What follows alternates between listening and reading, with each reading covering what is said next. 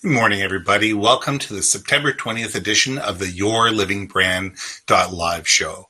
My name is Ben Baker. My company is Your Brand Marketing, and welcome again to the show. This week, we are going to be talking to Mark Graham of commonsku. But before I get to Mark, I want to tell you a little bit more about the show. For those people who haven't been on to the show before, this show is all about you.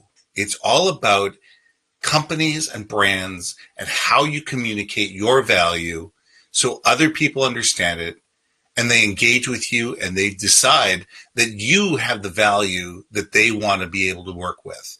It is about communicating who you are, what you do, why you do it, and really why people should care.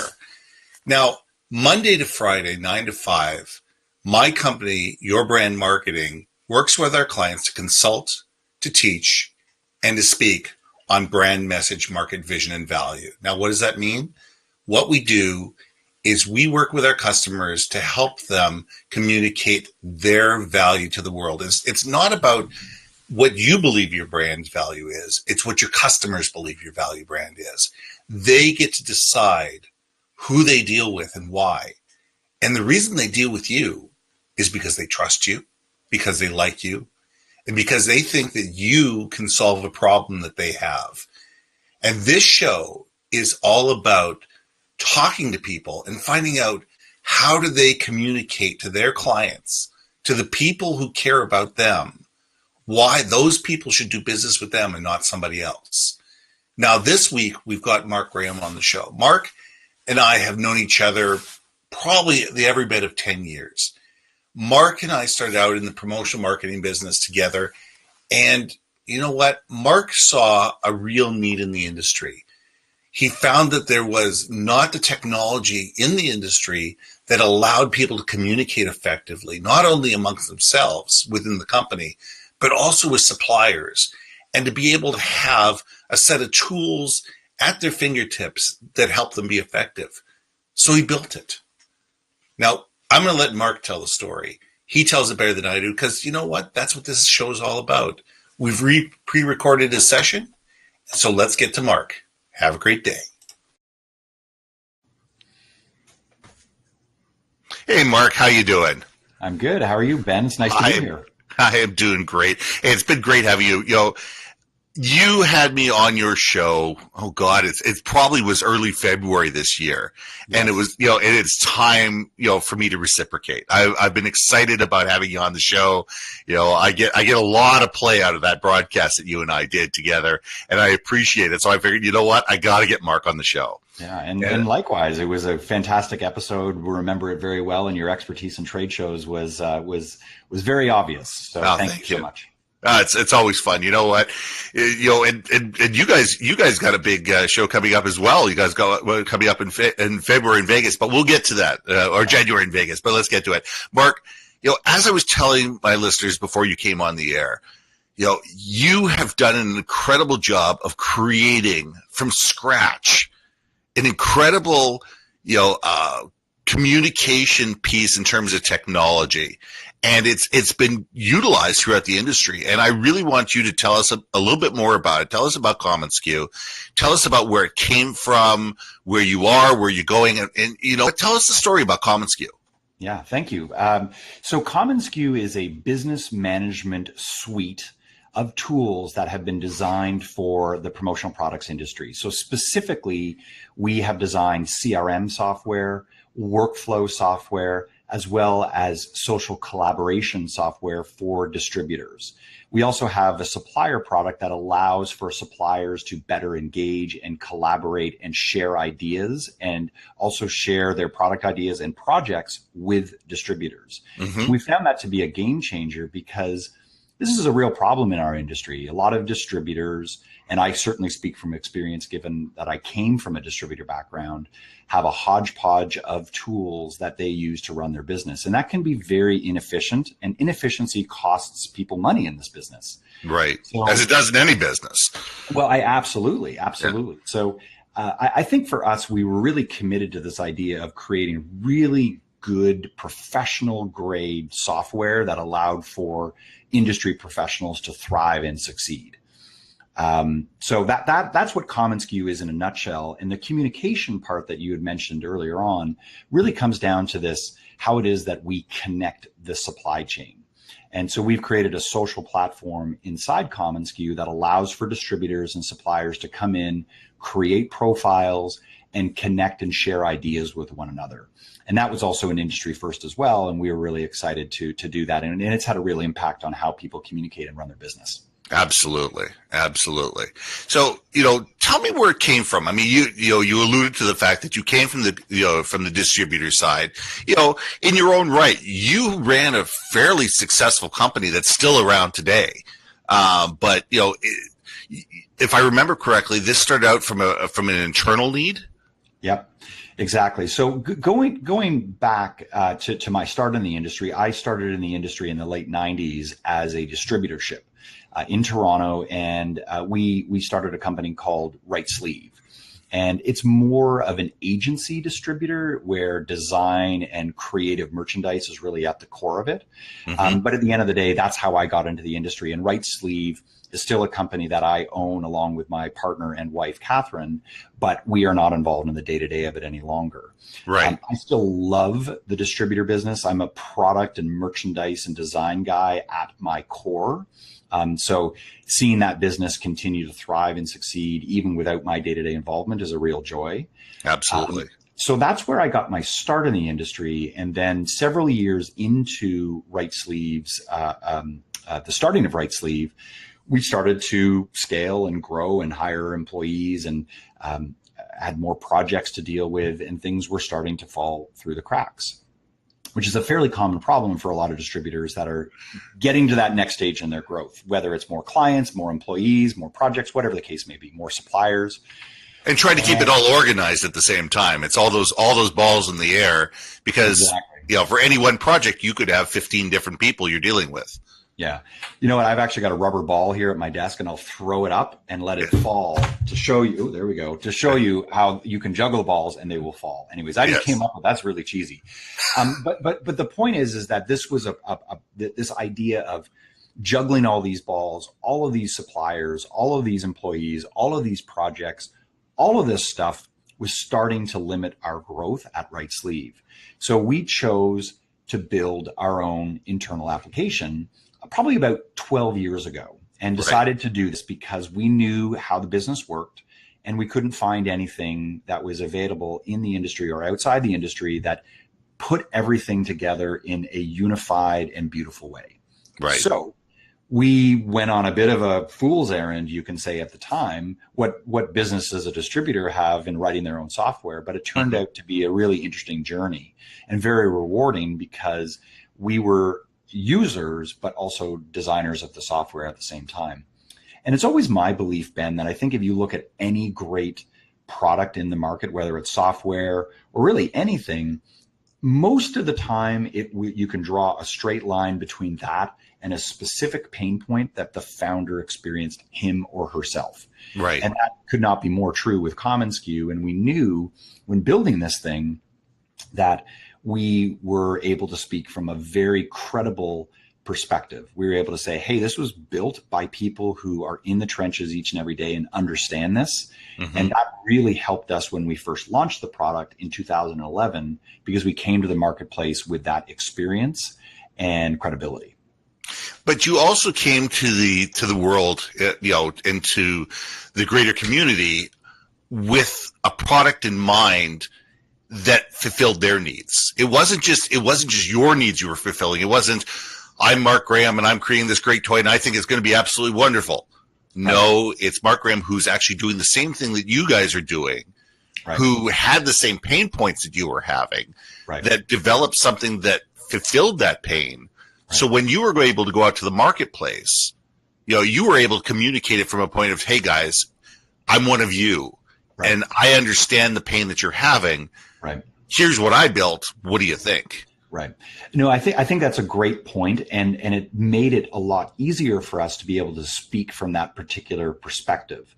I think that there are definitely a number of entrepreneurs that are able to create products that just come from their own inspiration. Steve Jobs may be a great example of this. Someone who famously avoided market research, or he may, I shouldn't say that. I should say that focus groups is what he had avoided in terms of, Right. Customers don't know what they want. I know what they want. In our case, we certainly did not take the Steve Jobs approach because I don't think that we're remotely in his league. But I think to your point that a lot of successful companies will start when it's solving a problem of not only the founder, but of a broader demographic of people who can identify with that. So going out to market, what's the story you're telling when you're meeting new people in the industry? What's the story that you're telling of commonsku that engages them, brings them on board, and lets them see the value about what you guys are doing? Right. I think it's a twofold approach. So number one, you have to be able to engage with them at a very basic level. Like, what is your problem? Or sorry, I should say, is your problem something that our product can solve?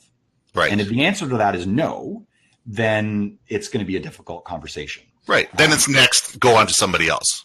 Exactly. So we're starting at a very, very black and white basic level. Mm-hmm. So a very basic problem, but a fundamental one is a distributor is struggling with managing their business, the day-to-day workflow, and they're having difficulty scaling that business. And so if that is a problem that they are able to articulate, and it's something that is keeping them up at night and is grating on them such that the founder of the business is now motivated to go and seek a solution, then that is a big box that we check right off the beginning. So if they pass that stage, then we get into the whole commonsku ecosystem. Our thought process, the way that we see the world, is the next stage. So commonsku came right from the experience that I had as a distributorship.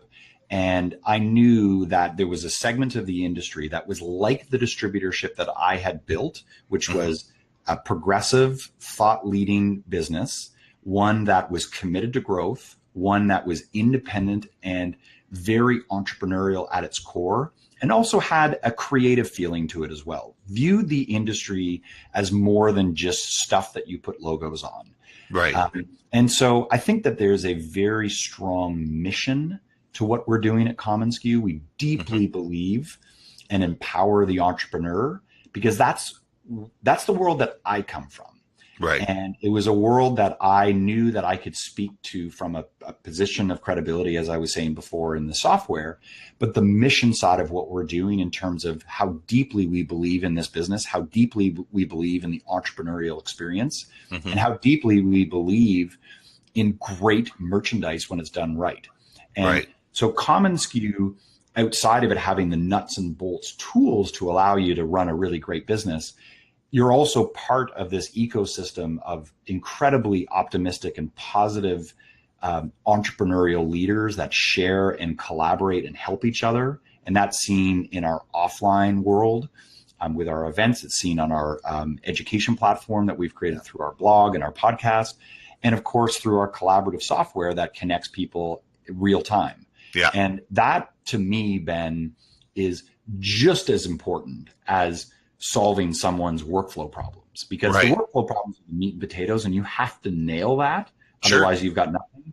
But if you don't have any color or any personality or anything that's mission oriented to your brand, then I think that's a problem. So that's something we've been obsessed with from the beginning.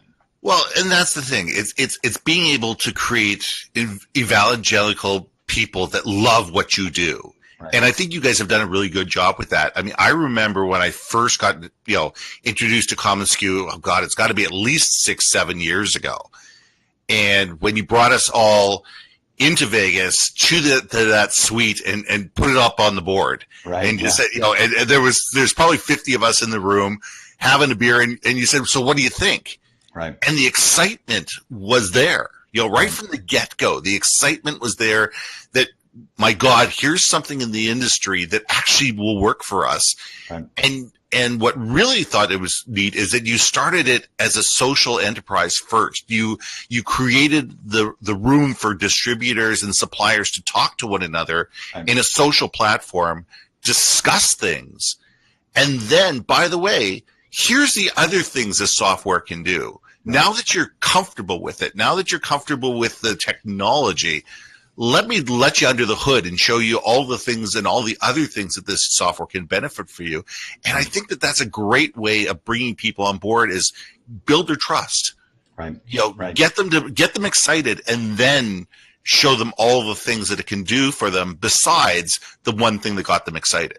Right. No, and thank you for that. That brings back great memories. I remember that we were in that suite at the Mandalay Bay, and you're right. We just had something very casual, and it was a launch of what we were doing. And I think that whether we've been smart to do this or maybe not smart to do this, I don't quite know the answer to it. But I think for us, we wanted to invite people into what it is that we were doing. We had a very clear plan, but we wanted to have participants in our journey. And the thing is, when you launch a company, and you know this well, Ben, that you're smartest, I think, to launch a company with people who advocate for you, people who care about what you're doing. And that's not necessarily the late majority segment of the market who doesn't know who you are, doesn't care who you are, doesn't care about your problem or your journey. You've got to surround yourself with those people who really are going to advocate for you, treat them well, and then from there you can build upon that foundation and never forget about that core. No, we love the early adopters. I mean, I'm still in touch with the early adopters, and they're still clients 10 years later for my company. Absolutely. The people that believed in me at the beginning, and, to this day tell people, you got to deal with Ben. We're happy with, and it's the same thing with commonsku. Yeah. I mean, I'm not a client, but I certainly use the social platform. Yeah. And, and I tell people, well, there we go. And I believe in it so much that I advocate for it. I said, you know what, this doesn't work for me, but it doesn't mean it's not going to work for you. And I've told companies over and over again, you need to look at this because I understand the technology. I understand its value. I understand what it does. And I sit there and say, you know what, for the right people, this is phenomenal. Yeah. This is something that's going to work for them. Well, you know what, you guys have worked hard at that. I mean, in the very beginning, you had crashes and burns, and and it's called fail. It's called fail fast, fail early.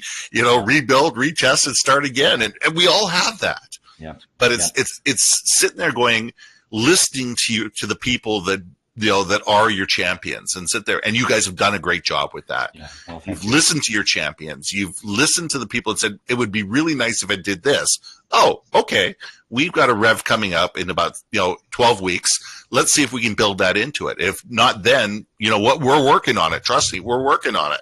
Yeah. And you communicate that well. Yeah. And I think that's what's led to your success, is the fact that you guys are open and you're honest and you're real, and you communicate the good and the bad.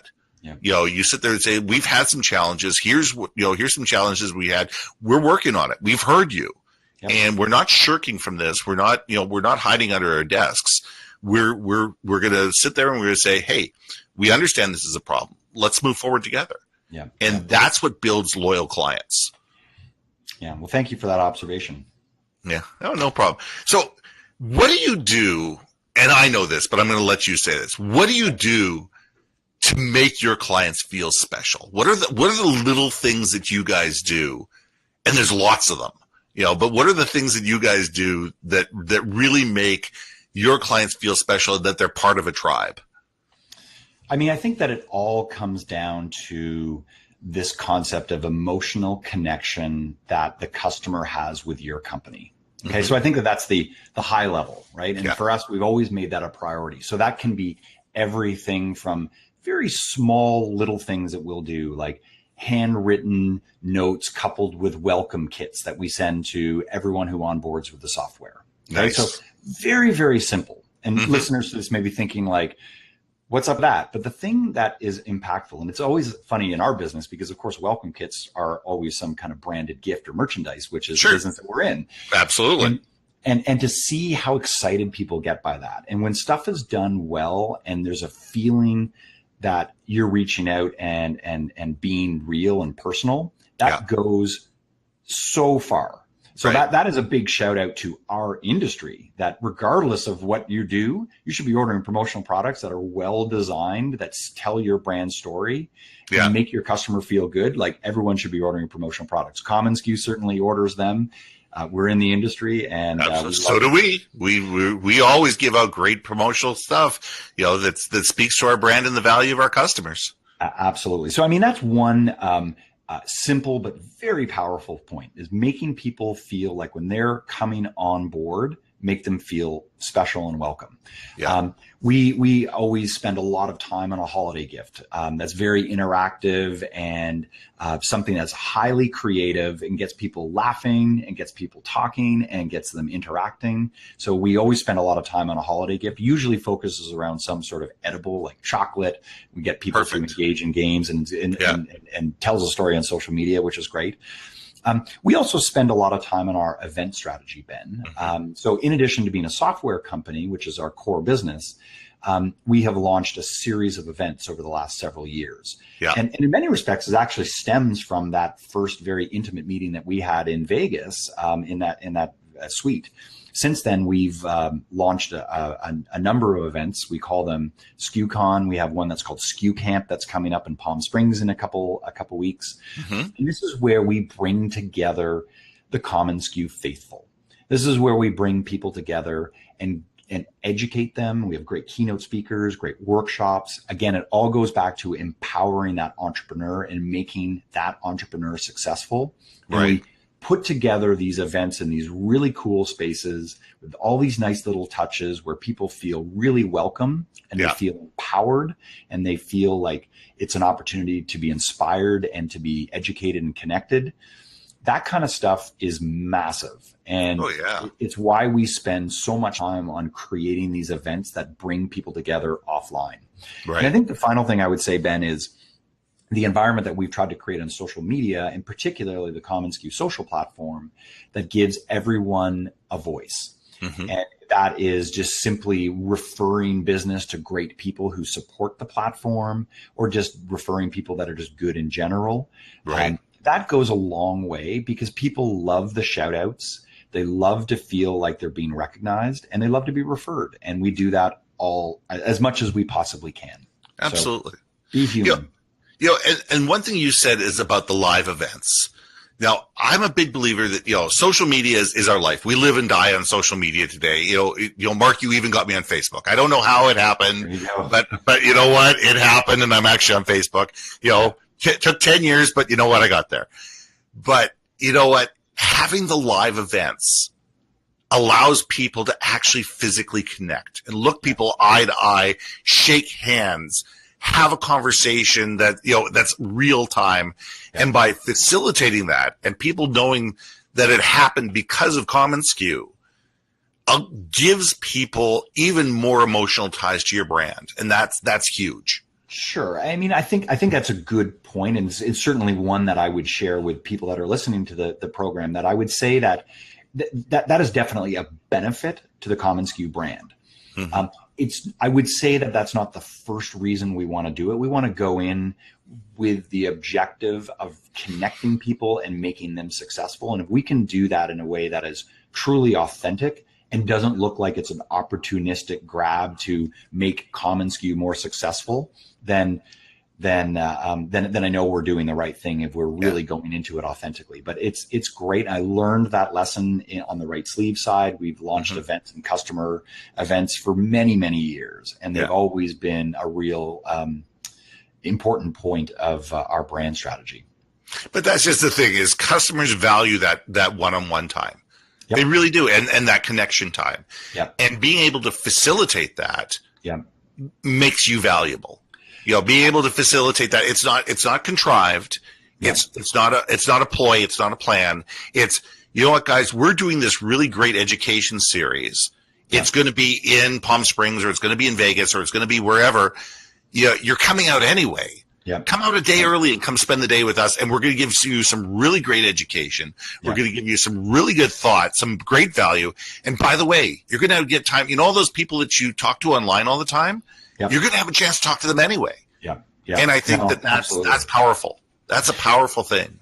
I think the concept, and my good friend Kirby Hasseman talks about this, is this idea of being a connector. And whether you're a connector as a person or you're a connector as a brand, I just see that as a very interesting strategy in the 21st century. And I think the brands that understand that and can do it in an authentic way, not a contrived way, I think are the ones that are able to really grow their business. So thank you. Kirby's wonderful. I mean, he was, he was great on the show a few weeks ago, but you're absolutely right. He's a connector. And that's, and I think that, the people that are connectors are the people that are going to succeed. Yeah. So, we've talked about what makes you special. What we've talked about things is we talked about how you communicate with them. I mean, these are all great things.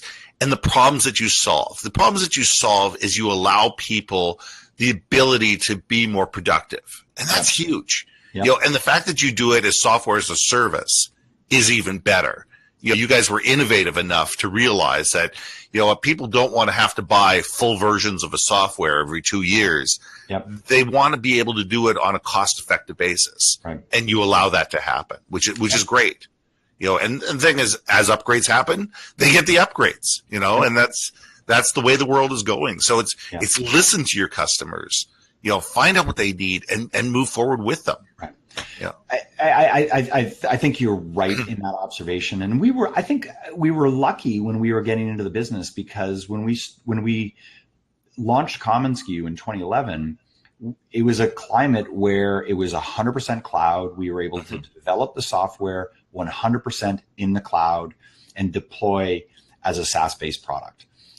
We did not have to deal with a legacy desktop environment where you were trying to kludge together your desktop environment and your cloud environment. And we've seen that not be particularly successful with other products in the market, just in general, right? Like even outside the industry. And I think that for us, that was an advantage, and it lent itself really well to a SaaS-based model. And as you're right in that, when there are new features, when there's innovation, that's something that is rolled into the product. I wouldn't say real time, but on a almost real time basis. And that is, I think, a very exciting way to be as a provider. And I think for a customer, it gives you just a different experience. So for us, that has been a tremendous advantage. And we've tried to take as much advantage of our 100% cloud-based environment since the beginning. Perfect. Well, I have one last question for you. And that last question, I ask this question to everybody. When you leave the room, when you're in your car and you're driving away, what do you want your customers to think about when they think about commonsku? What's the legacy and the thought process you want people to think of, and what do you want them to know about the commonsku story when you're not in the room? It's always, your big worry, right? That when you hang up the phone, people are like, "Oh, that was a waste of time." So no, but seriously, I would say 3 things, Ben. I would hope that they would drive away in their car and they would say 3 things about commonsku. Number 1, that is an incredibly powerful piece of software. Number 1. Number 2, that's an organization that is incredibly authentic and honest. And number 3, that's an organization that knows how to have fun. And I love those 3 themes because I think they really sum up a lot of how I am as an entrepreneur. And it also sums up our mission as an organization, in that, number 1, you have to have an absolutely rock solid, best in class product if you're going to be in business today. And that is indisputable. It's got to be the best. And we spend a lot of time and energy on making sure that the product is truly best in class. Number 2, and equally important, is that your brand has to be rock solid and trustworthy and authentic and open, and the kind of brand that people feel like, I trust this company because our software becomes an incredibly important part of a distributor's business. If they don't trust you, you're not going to get the business. So there's that. And you can have an incredible product and have a very low level of trust in the marketplace. And I think that we know of brands like that, certainly well outside the industry. And that's tough. That's an uphill battle. And I think the other thing, this final thing, for me, is that I think business really should be fun. Like, we're in a creative space. We are working with people in an industry that are progressive and young at heart and creative. And I think that work should be fun. I think your product should be fun. I think that your brand should exude fun. And the thing is, if that's something that creeps you out and you hate it, well, then you self-select. But I think that the combination of those three things, rock solid product, and a huge level of trust and authenticity, and the know-how in terms of how to have fun in terms of building your product and your culture and your community. Yeah. I think that is the very essence of how you build a modern business today. And I love that we're focused on those three things. Oh yeah. And authenticity and trust are huge. You're right. If you can have the best product in the world, but if nobody trusts you, they're not going to do business with you. Yep. And if people don't think that you as a company are somebody that they like and somebody that they want to do business with, why would they? There's lots of different options out there in the world. Yeah. And it may not be as good an option as yours. But if they don't like you and if they don't trust you, why would they do business with you? So it's a great analysis. I love it. So go ahead, Mark. No, I was going to say that that person driving away in their car, that's what I hope they say. So, well, I'm sure they do, because you know what? I've been in the room when you've been on the other side of the room having beers with people, and you know what? They speak highly of you, and they speak highly of commonsku. And what they tell me is that it's the community. It's the fact that it's not just a product, it's a community. And you know what? They know that if there's an issue, it's not just commonsku that can solve the problem. There's a community of hundreds, if not thousands of people that can step up and help them figure stuff out. So that's what you've built, and kudos for you for doing it. Thank you. Mark, it's been great. Thank you very much for being on the show. Hang out in the green room for a minute. I'm just going to say goodbye to my audience, and we'll catch up in a minute. Hang on. Thanks, Ben. It's been a pleasure.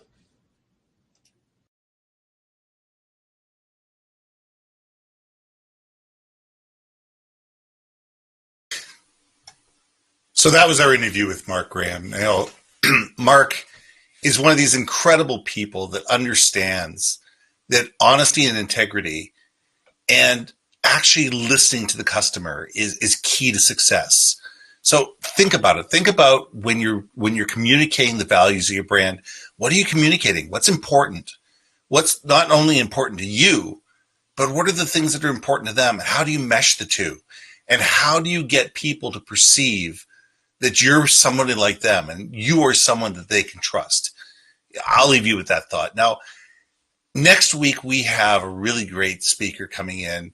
Anthony Madani has a company called Up Media. Now, Up Media is one of the upcoming video production companies out here in Vancouver. They are doing some really unique and interesting work. They're getting involved in some really great projects. And, I'm starting to work with them on a partner level, and I'm really excited about it. So come in next week and listen to our conversation. That'll be Wednesday at 10 o'clock, the 27th of September. Until then, it's Ben Baker. The show is YourLIVINGBrand.live. You know what? Come and talk to us at Your Brand Marketing. We'd love to talk to you. We'd love to find out more about who you are, what you do, what you're passionate about, why people should care about you, and help you tell your story. Until then, have a great day.